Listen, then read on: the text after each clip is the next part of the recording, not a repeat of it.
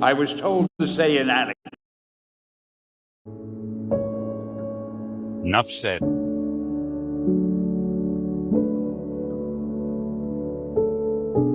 I was told to say an anecdote.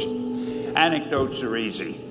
So I thought to myself, what kind of anecdote can I tell these people who really have more important things to do? And I figured I'm going to tell you how Spider-Man came into being. It's a true story, although sometimes it's hard even for me to believe it.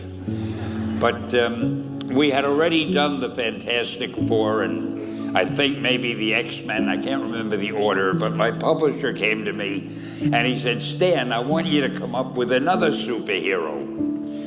So I said, okay, and I went home, and when my publisher said do something, I'd better do it because I wanted to keep my job.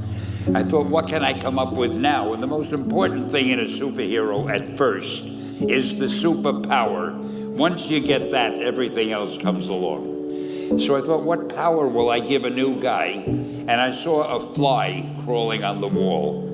And I said, hey, if I could get a superhero that could stick to walls and crawl on them, man, that would be cool. And no, I'm lying to you.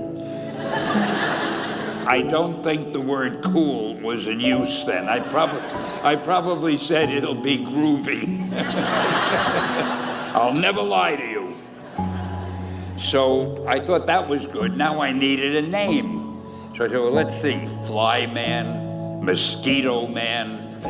I got down to Spider-Man. Spider-Man. It just sounded dramatic.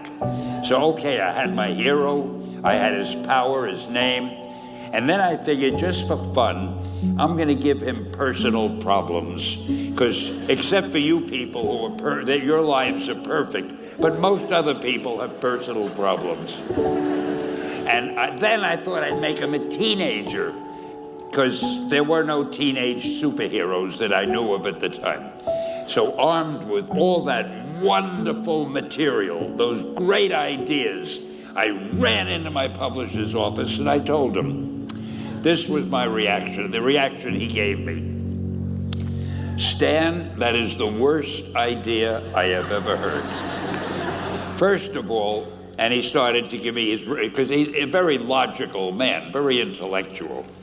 First of all, people hate spiders, so you can't call a hero Spider-Man.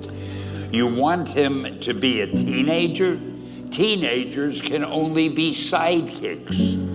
And you want him to have personal problems? Stan, don't you know what a superhero is? They don't have personal problems.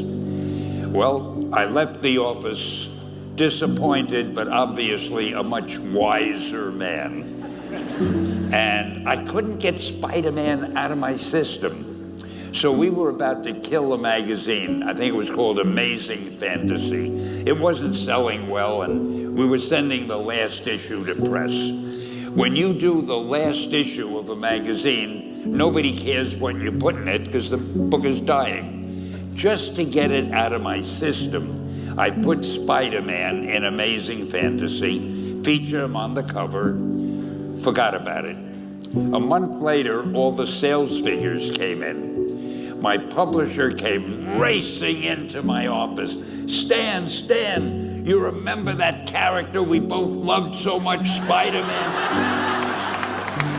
He said, let's do him as a series. Now, why am I telling you this? Besides the fact that I have to kill a little time. If you have an idea that you genuinely think is good,